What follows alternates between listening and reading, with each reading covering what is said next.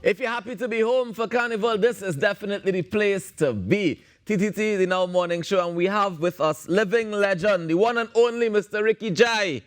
Good morning to you, sir. Good morning, good morning. Welcome back to the show. Good to be home, good to be back. How you going? PTT is like home for me, you know. I hear since the days of Alison Hennessy. Ah, boy, the good old days, huh?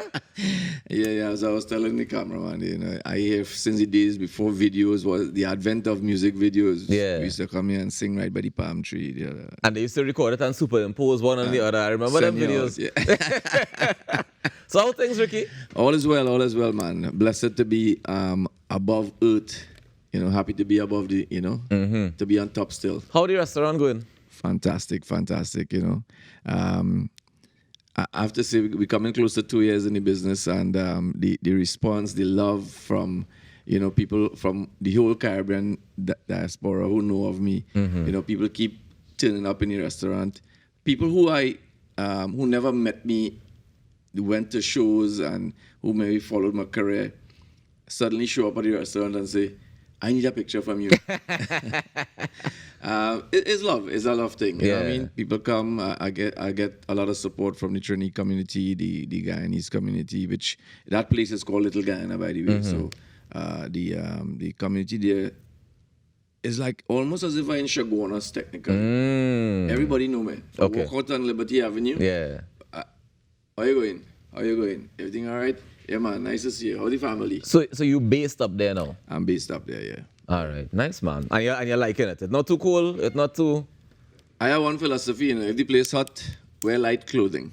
And if it's cold, heavy clothing. wear a lot of clothing. Nice and easy. That makes sense. Yeah, it makes sense. And it doesn't stop you. Having your restaurant doesn't stop you from doing the music. No, well, music is first and foremost. Right. Everything else is auxiliary. Everything else is after the music. Right. You understand? And people don't understand that. What God sent me down here to do when I realized that is music. Music is what has fueled every other business interest in my life. Everything that I've done over the years and continue to do is fueled by my passion for music. This is what wakes me up and keeps me running day after day, night after night. Because even while I'm working, I'm writing songs or I'm speaking to other artists, giving advice, helping somebody, writing us. The music just can't switch off. Yeah. I heard that before, and I completely understand where you're coming from. Yeah, can't switch off. When you as a veteran in this industry, right? You've been in this industry for a while. You've seen changes. You've seen the changing of the guards many times, I'm sure. Yeah. When you look at the place where we at now, Trinidad and Tobago, soca music, chutney music. When you look at the industry now, how do you feel about it? I mean, I use this a lot of times in conversation. Rash Shorty, I said it well. Change the essence of Carnival. To a groovy bacchanal. Look where we are. Plenty bacchanal. There's plenty bacchanal, but plenty groovy music.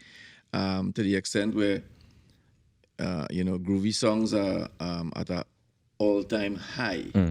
I particularly like where the music is. I particularly like the sound of the music. I like where these younger artists are taking the music, and I hope, soon we will be a global force to be reckoned with. I hope that soon, as I heard someone else speaking in an interview, when I started in 1989 and I traveled first to Toronto, we went to a place called the International Center, and my expectations as a Trinidadian going abroad was that I going to see foreigners there. Yeah.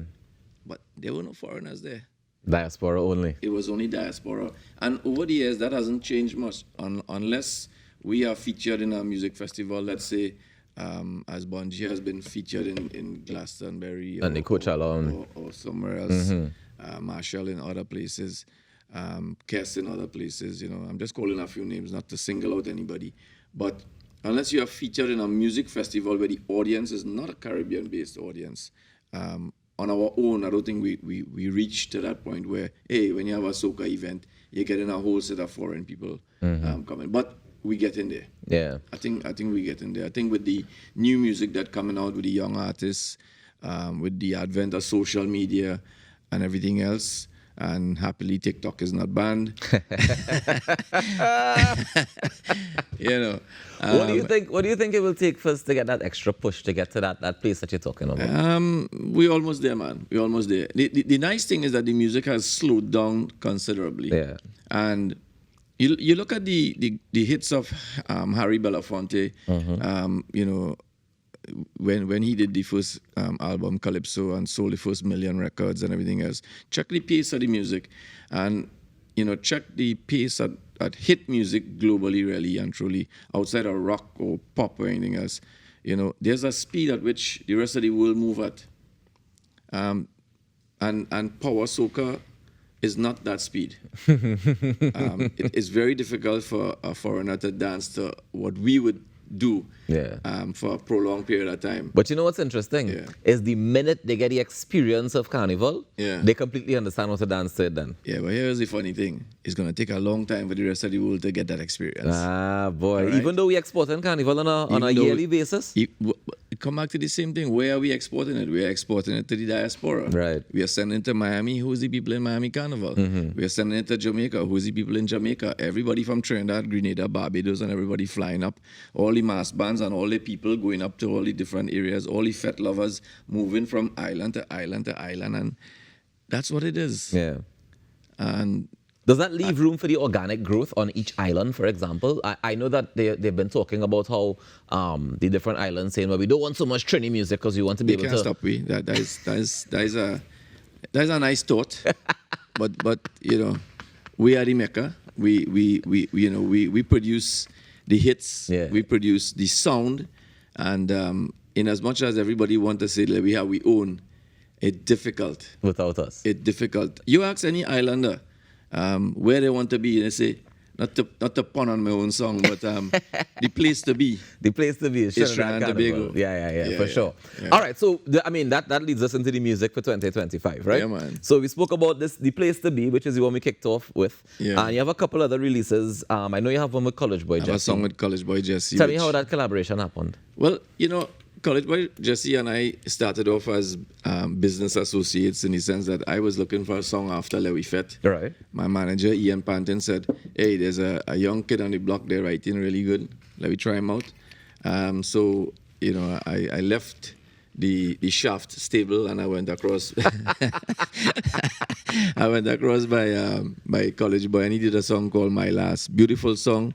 You know, it wasn't a big hit. It got a fair amount of play, but after that, you know, I maintained my relationship with Jesse, and we became friends. Mm-hmm. You know, went to his wedding, know his wife, know nice. his his punch already. Yeah, man. Yeah, boy. That punch must be better. And when I started to work on this song with Bjorn Graham, the KVG, he said, you know, who we gonna collaborate this song with? I said, listen, man, you know me and Jesse real good. Let me just reach out to Jesse first.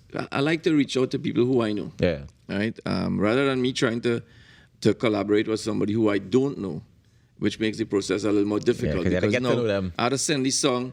They had the manager and the mother and the father and everybody had to pass it and all kind of thing. And then 2 months after, you still waiting to find out get a reply. if you get a reply. Yeah. With me and a man who I know now, I just go and say, hey, Solia, you happening? I have a song. Vibes that for me and get back to me. All right.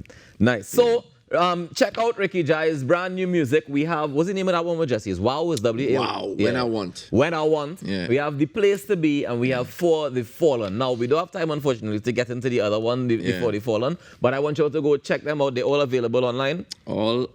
That is the first thing I advise all artists to do right now. Mm-hmm. Before you release a song, before you rush to release a song, make sure you get up on the platform. That's what we're talking about. Everything. DistroKid, to do the distribution music, properly. whoever. Rikki, Right done. all the best for the Carnival season. Yeah, man. Before I leave, let me give me 10 applause. Seconds. Hurry up. Find me in the Kaiso Dynasty 10. Rikki Jai is back with social commentary. The name of the song, Kaiso Chutney. Look for it. Look out for it. Ladies and gentlemen, this is where we end in our morning show. Remember to go out there and make a difference today now, because together we aspire, and if together we perspire, then together we most definitely can achieve. On behalf of Natasha Lake, I'm Rokas wishing you a beautiful day. We'll see you guys tomorrow, God's willing. Blessings. I think I'm homesick.